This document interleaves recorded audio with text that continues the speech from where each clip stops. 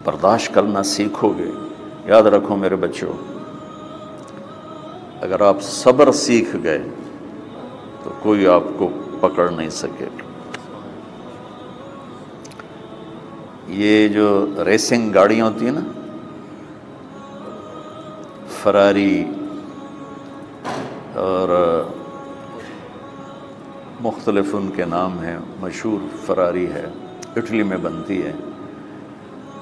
Lamborghini, یہ دونوں بنتی ہیں وہاں اٹلی میں. اور اس میں جو آدمی جا رہا ہو اس کے لیے سپیڈ لمٹ کی قید کوئی نہیں، ورنہ سب گاڑیوں پہ 120 کلومیٹر پر کے اوپر جائیں گے تو جرمانہ ہوگا. لیکن جو آدمی لیمبرگینی میں جا رہا ہے یا فراری میں جا رہا ہے اس کے لیے کوئی جرمانہ نہیں، چونکہ وہ یوں کرو تو 1 سیکنڈ میں وہ 120 پہ چلی جاتی ہیں، صرف اتنا کرنے سے شو ایسے جاتی ہیں. تو میں آپ کو ایک لیمبرگینی دینا چاہتا ہوں، فراری 8 کروڑ کی ہے. فراری 8 کروڑ کی گاڑی ہے فراری. کئی دفعہ وہاں جب جاتا ہوں تو کوئی نہ کوئی بٹھا دیتا ہے، یہ آپ کو ذرا سیر کرائیں. وہ ہمارے کو تو شوق کی کوئی چیز ہے نہیں، وہ نوجوانوں کے شوق کی چیز ہے. تو 8 کروڑ کی گاڑی ہے، میں مفت آپ کو دے رہا ہوں. وہ ہے صبر. آخرت کے سفر میں اگر تیز چلنا چاہتے اور سب سے آگے نکلنا چاہتے ہو تو صبر کی فراری پہ سوار ہو جاؤ. تمہیں کوئی پکڑ نہیں سکے گا، تمہارے کوئی قریب بھی نہیں آ سکے. کہ دنیا میں صبر کرنے والوں کا قحط آ گیا. بڑے بڑے علماء ہیں اخلاق سے خالی، بڑے بڑے علماء ہیں صبر جانتے ہی نہیں. اور پورا معاشرہ سر علماء، تم کل کے علماء ہو اس لیے علماء کی بات کر رہا ہوں، ورنہ پورا معاشرہ میرے بچوں صبر سے خالی ہے. تم سیکھو.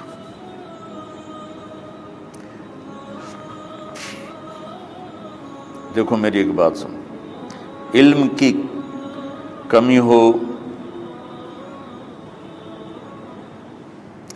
تو اچھے اخلاق اس کو چھپا دیتے ہیں. اخلاق کی کمی ہو تو بڑے سے بڑا علم بھی اسے چھپا نہیں سکتا. سارے عیب ہوں اور اخلاق اچھے ہوں تو اخلاق وہ چادر ہے جس میں سارے عیب چھپ جائیں گے. بس ساری صفتیں ہوں اور بد اخلاق ہو تو ہر صفت کو بد اخلاقی چھپا دے گی. میرے نبی نے نماز لمبی پڑھی، اللہ نے روک دیا، کہا نہیں چاہیے. ما انزلنا علیک القرآن لتشقی، مختصر نماز پڑھیں، درمیانی نماز پڑھیں. پیسہ سارا خرچ کر دے، اللہ نے روک دیا. ولا تبسطھا کل البسط، میرے نبی سارا خرچ نہ کرو، کچھ بچا کے بھی رکھو. تبلیغ میں اپنی جان کھپائی، اللہ نے اس سے بھی روک دیا. فلا تذهب نفسک علیہم حسرات، تبلیغ کرو خود نہ مر جاؤ. تبلیغ کتنا بڑا عمل ہے، اللہ نے کہا اعتدال. نماز کتنا بڑا عمل ہے، اللہ نے کہا درمیانہ ہاتھ رکھو. مال خرچ کرنا کتنا بڑا عمل ہے، اللہ نے کہا درمیانہ ہاتھ رکھو. جب میرے نے میں نے اخلاق میں بلند پرواز دکھائی تو اللہ نے کہا شاباش انک لعلی خلق عظیم. میرا نبی میں آپ کو شاباش دیتا ہوں، آپ کے اخلاق بڑے عالی شان.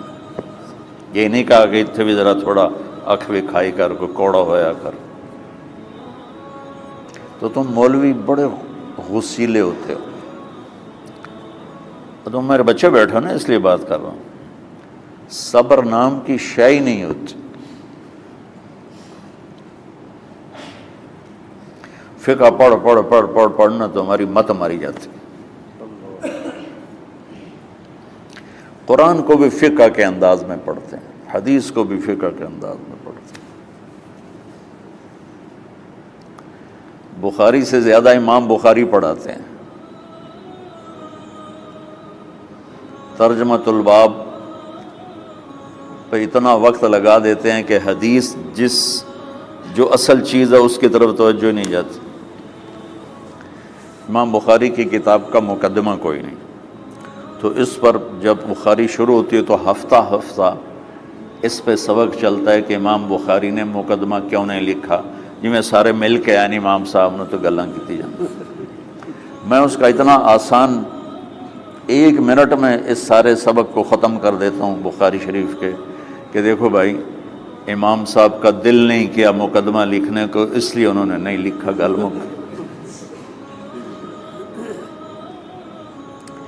ایک حدیث کے عنوان اور حدیث میں جوڑ نہیں تھا، تو شیخ رمزی بہت بڑے فاضل آدمی ہمارے فیصل آباد، میں نے کہا شیخ یہ جوڑ کوئی نہیں، کہا شیخ ھذا من اصعب ابواب البخاری، یہ بخاری شریف کے مشکل ترین ابواب میں سے۔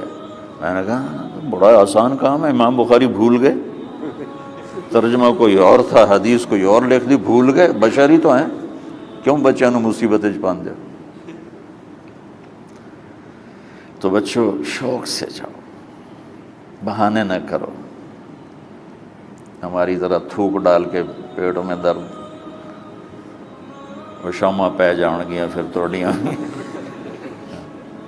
ٹھیک ہے نا، میں زیادہ بول نہیں سکتا ہوں، ضروری سمجھ کے آیا تھا کہ تم خوشی سے جاؤ۔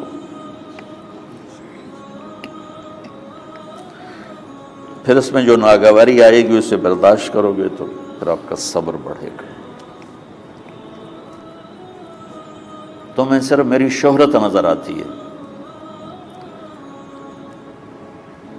اس میں جتنا مجھے صبر کرنا پڑا ہے وہ تمہارے سامنے نہیں ہے، جتنی کڑوی گولیاں میں نے کھائی ہیں لوگوں سے وہ تو تمہیں نہیں پتا۔ اب تمہیں اتنا نظر آتا ہے کہ واہ واہ ہو رہی ہے آگے پیچھے لوگ، میرے اللہ کا کرم ہے، میری کیا اوقات، آج ہوں کل مر جاؤں گا، اولاد کو بھی یاد نہیں رہے گا کہ طارق جمیل کون تھا۔ جو ہے اس میرے رب کا کرم ہے، مجھے اپنی شہرت سے کبھی دھوکہ نہیں لگا، تو میرے بچوں اس لیے بتا رہا ہوں، کوئی فخر نہیں، کہ مجھے اپنی شہرت سے کوئی دھوکہ نہیں، ایک لمحے کے لیے بھی مجھے دھوکہ نہیں، میرے دل کی گہرائیوں میں یہ بات اتری کہ سب میرے اللہ کا فضل ہے، اور برائی کرنے والا اور اچھائی کرنے والا میری نظر میں برابر ہو گیا ہے۔ برابر ہونے کا مطلب پہلے سمجھو، تم مجھے گالی دو گے مجھے تکلیف ہوگی، تو میری تعریف کرو گے مجھے خوشی ہوگی، اس کو برابری نہیں کہتے، وہ تو ایک طبعی چیز ہے۔ یہ میں نے ہاتھ پہ اپنا ہی ہاتھ مارا تو اس کو درد ہو رہا، تو اگر میں مولوی شوکت صاحب سے بدتمیزی سے بات کروں گا تو ان کو تکلیف ہوگی، اور میں ان کی قربانیاں بیان کروں گا، یہ ذرا کھڑے ہونا، ادھر ہاتھ دو، یہ اس سارے نقشے کے بانی ہیں، یہ پہلی اینٹ ہے، یہ 3000 روپے اس وقت لے رہے تھے 1985 میں 86 میں کراچی،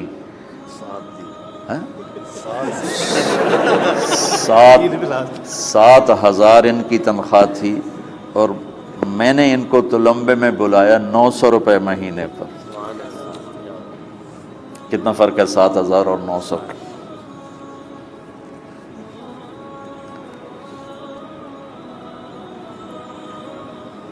لوگ میری تعریف کرتے ہیں، میں اللہ کا شکر ادا کرتا ہوں، اور اس پہ میں تکبر میں نہیں آتا۔ یہ ہے مدح اور ذم برابر ہو جائے، یعنی تعریف کرنا اور برائی کرنا برابر ہو جانے کا مطلب یہ نہیں ہے کہ برائی کرنا سن کے اثر نہیں ہوتا اور تعریف سن کے اثر نہیں ہوتا، نہیں، برابر ہونے کا مطلب بتا رہا ہوں، اس کی توفیق، تائید، رحمت اپنی اولاد کو بتا رہا ہوں۔ کوئی میری تعریف کرتا ہے، میں اللہ کا شکر ادا کرتا ہوں اور اپنے آپ کو بھولتا نہیں ہوں۔ کوئی میری برائی کرتا ہے تو میرے دل میں اس کے لیے کوئی منفی جذبہ نہیں پیدا ہوتا۔ یہ ہے اچھائی برائی کو برابر کر دینا۔